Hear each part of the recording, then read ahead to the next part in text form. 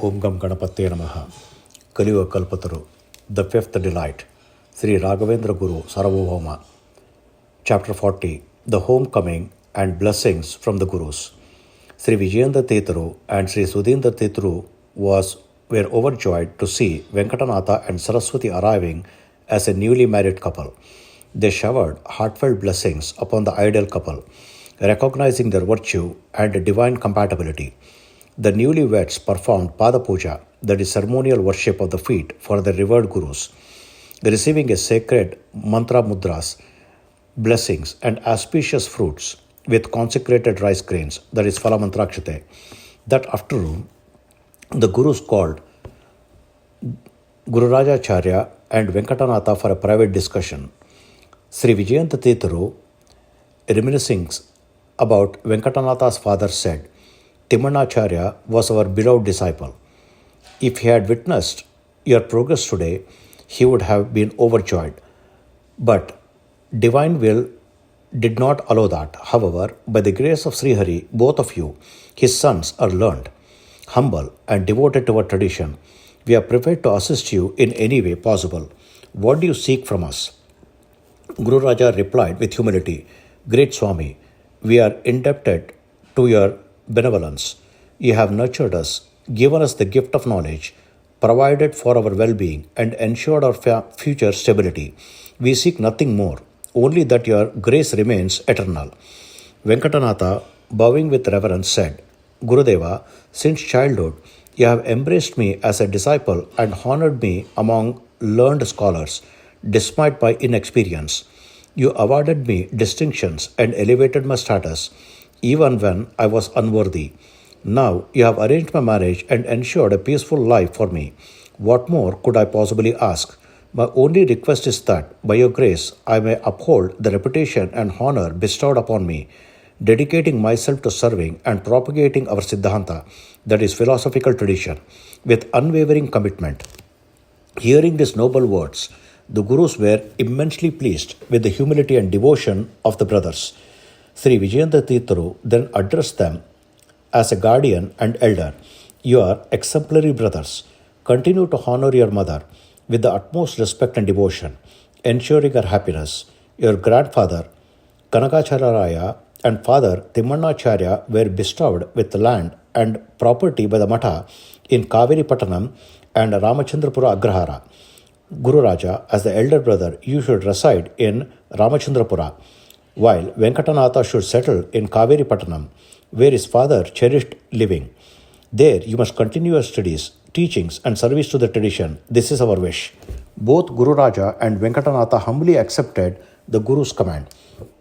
Sri Vijayendra Thetharu then gave a profound directive to Venkatanatha. One more important matter, Venkatanatha, our esteemed Matha seeks your service.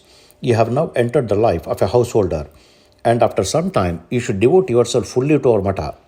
Here you will continue advanced studies with our chosen disciples, engage in scholarly compositions, participate in philosophical debates, and deliver profound discourses to uphold and spread the greatness of Dvaita Siddhanta. You must shine in the world with immortal glory through this mission. This is my command to you as your Guru.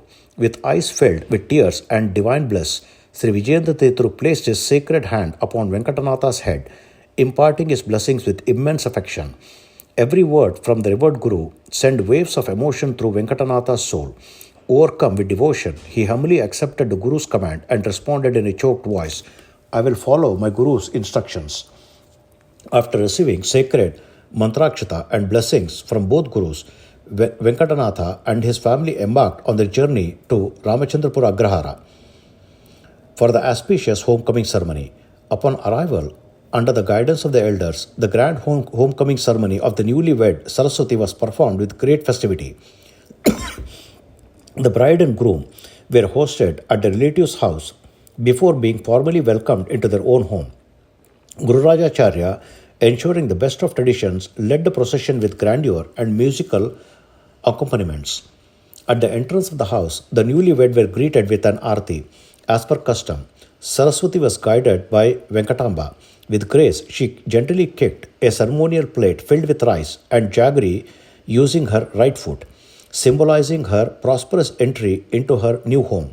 Following this, the priest conducted the Lakshmi Puja with Saraswati as the main performer, signifying her role as the goddess of prosperity in her new household.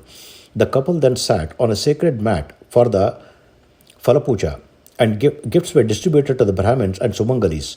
The elders showered their blessings, and the day concluded the grand feast for Brahmins, women, and relatives. That evening, traditional post-wedding customs like Uratani, that is playfully teasing between the bride and the groom, and Aarti celebrations took place, marking the completion of the grand homecoming ritual. The next day, Vasudevacharya and his wife bid farewell to their daughter Saraswati, imparting her guidance on her duties, responsibilities, and virtues as a wife. With tears of love and joy, they took leave for their hometown, entrusting their beloved daughter to her new family and with full confidence and blessings. A few days later, Lakshmi Naranacharya made arrangements for Venkatanatha and Saraswati to settle in Kaveri Pattanam, where their future household was being prepared. He informed the family on Chaitra Bahula Panchami, an auspicious time has been chosen for Venkatanatha and Saraswati to begin their household life in their own home. I will travel ahead to Kaveri Pattanam to oversee the preparations, including the house cleaning, whitewashing, and the arrangement of all necessary household items. You must accompany the newlyweds and arrive there at the appropriate time. The next day he departed for Kaveri Pattanam with young Narayana, ensuring that everything was in perfect order for the couple's transition into their new life. Venkatanatha, accompanied by his family, embarked on a journey to Kaveri Pattanam, traveling in two large carts, which moved forward with a rhythmic sound. As they crossed into Tundira Mandala, they witnessed its abundance of fruits, flowers, rice fields, and various grains, nourished by the ever-flowing Kaveri river. The royal highway was lined with beautiful villages, towns, hamlets, agraharas, gardens, and ponds, all adding to the picturesque scenery. Majestic rows of trees lined both sides of the road. Their lush canopies offered a refreshing shade, while the serene streams of Kaveri river enhanced the beauty of the surroundings. As they journeyed, Venkatanatha, with enthusiasm and poetic eloquence, described the charming landscape to his sister-in-law, and wife. Along the way, they passed the lush groves filled with flowering trees such as Ashoka, Kuruvaka, Bokula, Tilaka, Namiru, Bhuta, Priyala, Sidhuvara, Karnikara, Sampige, and Kinshuka, each swaying gracefully in the breeze. In these idyllic gardens, young maidens were seen engaging in playful, amorous pastimes. With their graceful gestures and mischievous glances, they teased the young men, ignited passion, and rendering them love-struck. Their Duhala Kride, that is springtime playful games, left many a young heart captivated, entranced by the spell of Cupid's aura. Despite witnessing the dazzling beauty and enchantment of these playful scenes, Venkatanatha, like the steadfast Upendra wielding his Vajrayudha, remained unmoved and unwavering. With a gentle smile, he pretended not to notice, maintaining his composure as he continued narrating the journey's sights to his companions. Finally, they arrived at the Agrahara of Kameripatana, where Lakshmi Naranacharya had already made all the necessary arrangements for their new household.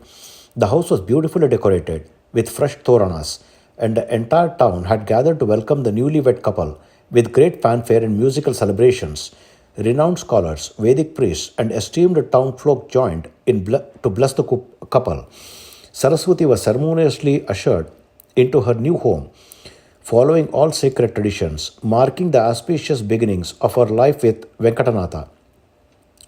The celebration included a grand feast, where guests were honored with fruits, bitter leaves, and generous offerings, leaving everyone overjoyed. The residents of the Agrahara, upon witnessing the intellect, humility, and radiant presence of Venkatanatha and Saraswati, were overwhelmed with divine bliss and admiration. Hari Om. Om Sri Krishnarpanamastu.